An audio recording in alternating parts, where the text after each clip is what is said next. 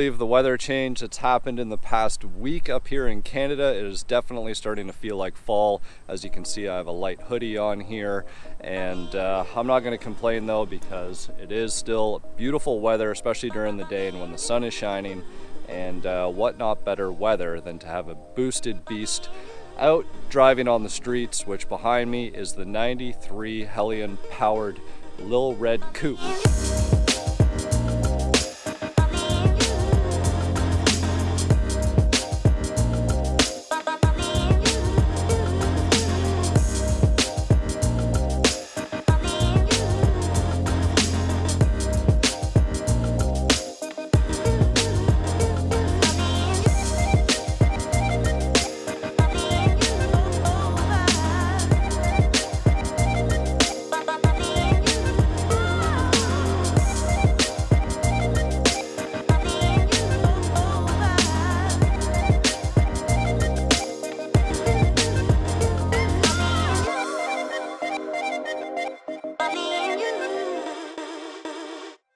So you might have seen a couple videos of this car on how I got it, why it wasn't running, how I fixed it, and well, this car is up for grabs, guys. It's a really fun car. I got it for a great price, and it's been fun working on it. It's been really fun driving it, but I can't keep them all. And this guy here behind me is going to be for sale. Well, it is for sale. So taking some serious offers. I've said I want around 20 for it. Maybe that's a little unrealistic, maybe it's generous. So I'm going to leave that up to you guys to determine what it's worth. But at the end of the day, a car is worth what someone is willing to pay for it. So I'm going to try and go through the mod list and rhyme it off the top of my head without having to reference my phone, which I did document everything down. I did manage to find the owner that built the car probably 8-9 years ago, and he gave me a full rundown on exactly what was done and what he did, how he got the actual base, so the shell. So starting with that, it's a 93, originally red, on an original black interior, fully loaded, but it was a 4-cylinder. It was a 4-cylinder automatic, and there's still a couple giveaways on that. The first one being there's still a 4-cylinder steering wheel in there, so it's not the thicker one that's leather wrapped. The cluster has been changed. Other than that, the only other giveaway would be the brake booster. It's still the 4-cylinder brake booster, so it's small. The brakes work surprisingly well, considering that that's still in there. But that is it. The car, he got it off of an old lady who had it down in southern Ontario. It's in really good shape. The only body panel that doesn't have a matching VIN number is the trunk lid. For some reason, he said when he bought the car, it had a blue trunk lid on it. Maybe it was rusty, maybe something happened. So the trunk lid is the only panel that is not original to the car. The car has been repainted. It does look good on video and in pictures that I post, I know, but the car is going to need a paint job at some point. It is a really solid base. It still shines. It looks great from 10 feet. But then, see all these scratches?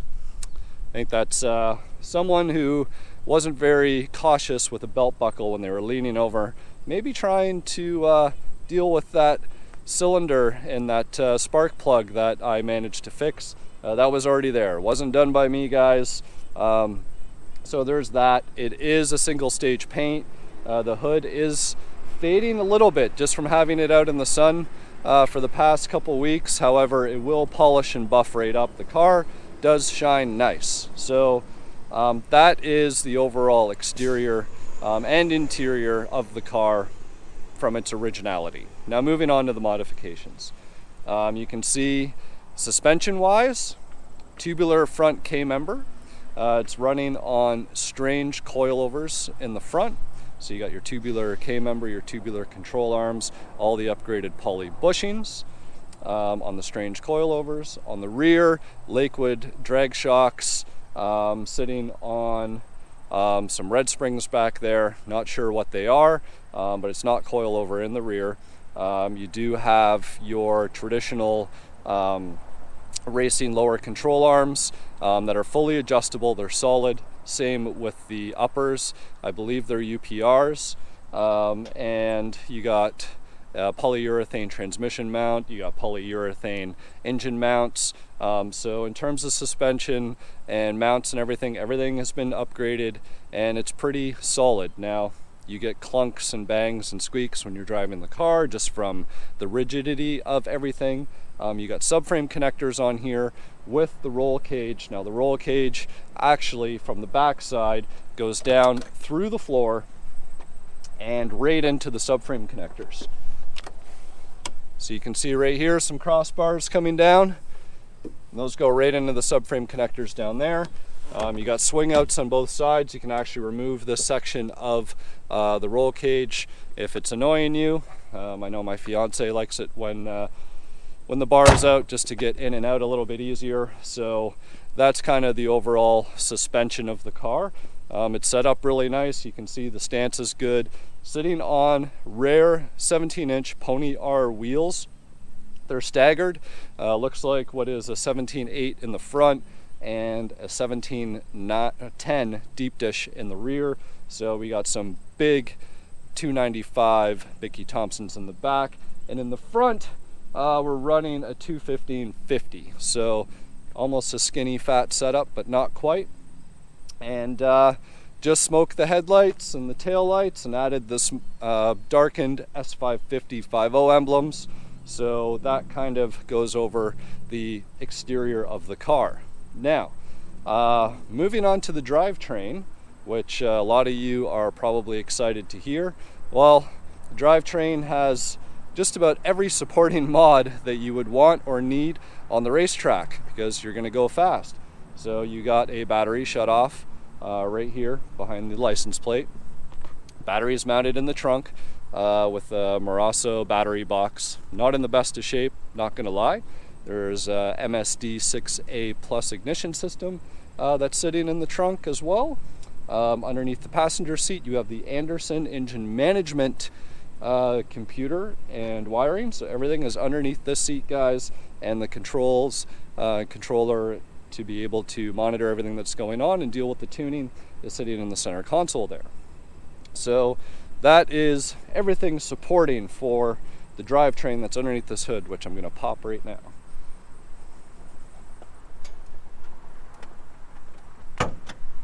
All right, the hood is up. So what I was originally told was a stroked out, 302 short block. I found out that it is actually just a stock 302 that was rebuilt. It was all freshened up, stock bore, all of that stuff. So that's the bottom end. It's a stock bottom end, folks. That's what I was told. That's what I'm going with. Couldn't tell you how many miles are on it. I'm assuming within the past 8 years, probably maybe 5,000 miles have been put on this car at best, and I'm sure I'm exaggerating just based on the story and all the information that I received. So you have that stock bottom end. You got an F303 cam with trick flow heads and intakes. All right. You have a 70 millimeter BBK throttle body, and that's pretty much it with the MSD distributor on there. There you go. That's your long block. From there, Hellion turbo, reverse mount headers, intercooler, oil cooler, all of those things are on there, and full aeromotive fuel system. Forget it's 300 and something liters per hour. The car comes with a whole box of documentation. Some are receipts, some are just parts and documentation on how to install, so on and so forth. There is a girdle on the back. You have a drive shaft safety loop. You have an aluminum drive shaft. All of that is hooked up to a Ford AOD transmission that's been fully built. So you have a TCI torque converter in there. The stall's about 2,800. You got the Art Car trans brake, so you can just leave your thumb on that button, let that turbo spool let off, and away you go. So it is a 3-speed with electronic overdrive. The switches, I should say, everything is on that center console area.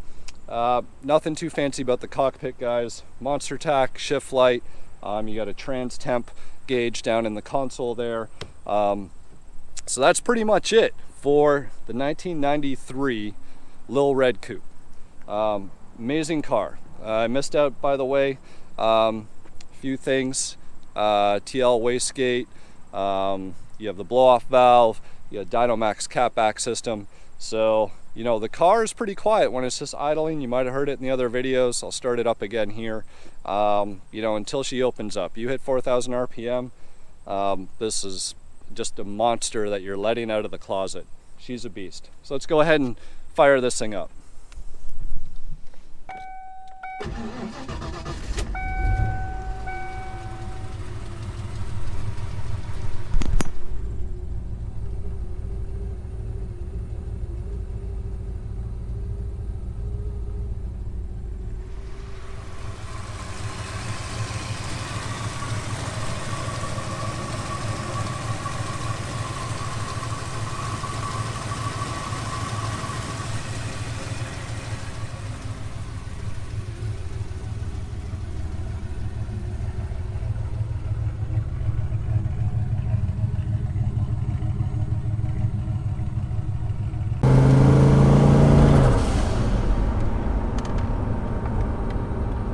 So yeah, there's a little bit of an exhaust leak, guys. That can probably be easily fixed because I had it fixed with the V-band clamp. I feel like it's bottoming out a bit. It just needs a new clamp on there.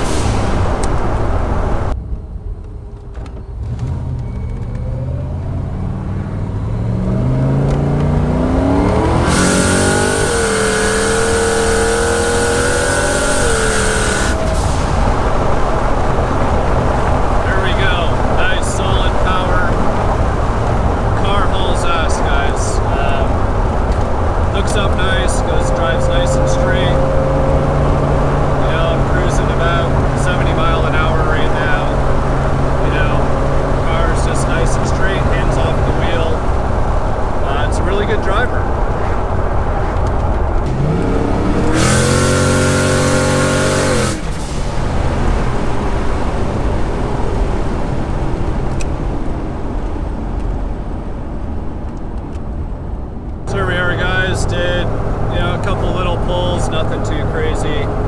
Didn't mess around with the trans brake, you know. We're not in full-blown Mexico today. But that should give you a really good idea on how this car works, how it drives, how it sounds, how it feels. Well, you maybe didn't feel it, but you guys get the idea. So, you know, all the temperatures, everything are good. You know, like I said, everything's working on this car. I turn on the radio, but then you wouldn't be able to hear me. Got some police down here, so I'm gonna make a right turn, not to attract any more attention to myself than I need to.